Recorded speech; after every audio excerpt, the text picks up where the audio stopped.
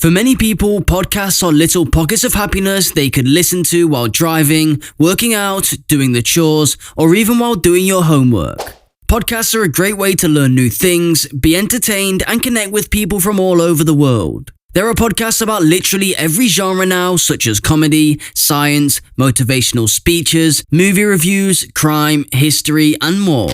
Everyone from financial to social media influencers, gamers, vloggers, and fitness enthusiasts have podcasts. Podcasts have taken over the world now. The viewership of long videos and vlogs uploaded in YouTube is decreasing at a faster rate. TikTok, Instagram Reels, and YouTube Shorts are now capturing the audience's attention since they are short. But the reality is that the companies are refraining from making short video content now. All these shorter-form videos are replicas of content published on each platform, but podcasts, unlike these, are only 1 to 2 hours long, and there are not any sound effects, editing, graphics, music, or unique thumbnails. There is only one episode per week, or maybe per month.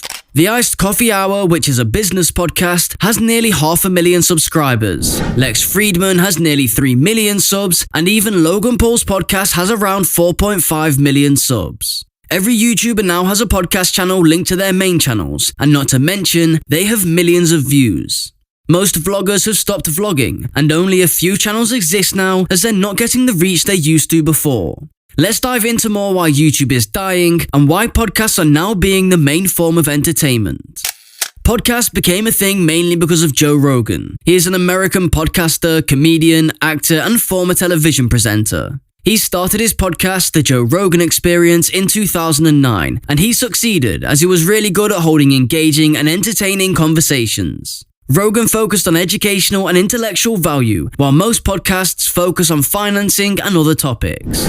It is not like he instantly blew up from doing this, but this gave him momentum that he leaned on for years. From Elon Musk to Bernie Sanders, he interviewed many famous personalities, and this definitely gave him access to a very large audience. He had about 10 million subscribers and nearly 3 billion views by 2022. But things took a turn when Spotify offered Rogan an exclusive deal that was worth $200 million in 2021. He was definitely going to take the deal, and this news was terrifying for YouTube as Spotify had taken away their most popular podcaster in the world. The most famous mainstream media show only has around 3.24 million viewers per episode, but Rogan has an average of 11 million listeners per episode. For smaller companies like Twitch, people leaving larger platforms is surprisingly beneficial for them. It is because when the very successful creator switches platform or takes a break, smaller creators get more content as they get to fill the space left, thereby gaining popularity. In fact, many of the creators who switch platforms may go back to their old platforms where they were originally raised. Rogan's deal with Spotify only lasts for 3.5 years, so it will expire in 2024. But if he returns to YouTube, he sure would be successful, but he will not be the only one doing podcasts on this platform now, and would definitely face the competition from others. Joe Rogan's departure left millions of fans searching for alternative ways to get entertained, and this became the boost for new creators to blow up. The videos of some of the biggest creators on YouTube like Mr. Beast, Arak, Mr. Who's the Boss, and more are all about constant stimulation, fancy text, attractive sound effects, unique graphics, constant cuts, tons of money, and huge bursts of energy. And these contents might quite probably become the future of YouTube. Podcasts cannot really fight with this, but podcasting offers higher return on investment on a much smaller scale. The shooting of the video and editing may take up to hundreds of thousands of hours, and all these efforts only add up to 10 to 20 minute long videos. The input to output ratio here is messed up, but creating a podcast only takes around 3 to 5 hours of work on average, or maybe up to 10 hours, but this has many hours worth of content. Thus, podcasts hold the greater advantage here, as the ratio between input work and output is just off the charts. Another great advantage is that the demographics of podcast listeners are mind-blowing. The people who are listening to podcasts are mostly looking to improve themselves and learn more. 30% of the podcast listeners make $250,000 per year, and during the long hours of the podcasts, that could add around 20 ads or more. That there leads to huge income. Apart from the reach and money podcasts get, the great opportunity to create a network and connect to people like Elon Musk and Mark Zuckerberg would really become the advantage of these podcasts. What more could you ask for? Attention spans to the platforms are the real currency of the modern world. This is exactly the reason why social media algorithms change constantly throughout the year. Podcasts are much easier to recommend to people and often boast around 20 to 40 minutes on average watch time, and they also build habits and regular viewership among people. Podcasts become a part of people's daily life. If people go for a run or do the dishes or clean their house, they can have easy access to a podcast and more often make their work more productive. YouTube or Spotify doesn't have to advertise the podcast very much. But there also comes a bad side to podcasts, because people get their mysteries or curiosities about people solved easily and get satisfied very quickly. A perfect example of this is Alex Hormozi. In his early days, there was a lot of curiosity regarding the lumberjack and how he made $100 million. When he first appeared on the Iced Coffee Hour podcast, it had nearly 1 million views, but his second appearance on the show only fetched around 300,000 views, and his latest appearance only gained 200,000 views. This is mainly because the first podcast had probably cured all the curiosity that people had, and they lost some interest in him.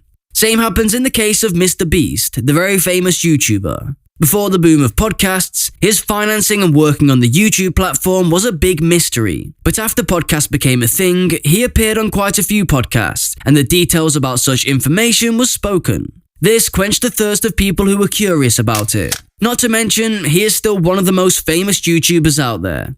But it is likely that a situation like Alex Hormozi would appear again and become a trend now. There would definitely be new content creators and their mystery will surround people, but this cycle that happened to Alex would continue. It is not like podcasts are not successful or anything, but this lack of interest among the people would deeply question the sustainability of podcasts. Podcasting has now become saturated and there is only a limited number of attention and a small number of guests appear on the show.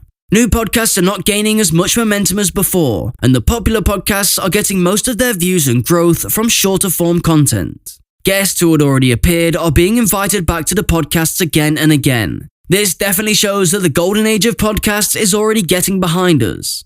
This does not mean that podcasts are going to go into the dark just like Vine did, but it is more likely that the newer forming podcasts will not reach as much momentum or reach like the older ones. One more thing to be added is that vlogging is not dead, but it's the same as podcasts. It's not like what it used to be in the olden days. Let us see if the new vloggers and podcasters gain as much reach and be legendary. As the popularity of podcasts continue to grow, we can expect to see even more innovation in the medium. If you still find podcasts to be interesting, then way to go. If you're new to the world of podcasts, then The Daily, The Joe Rogan Experience, Freakonomics Radio, TED Hour Radio, and My Favorite Murderer are some of the top podcasts available, which you may find interesting. There is definitely a podcast out there for everyone, and you will surely find something that will excite you very much. If you enjoy listening to podcasts, then be sure to leave a comment down below. If you like this video, then do not hesitate to drop a like and hit that subscribe button so you can see and learn more about social media trends and updates.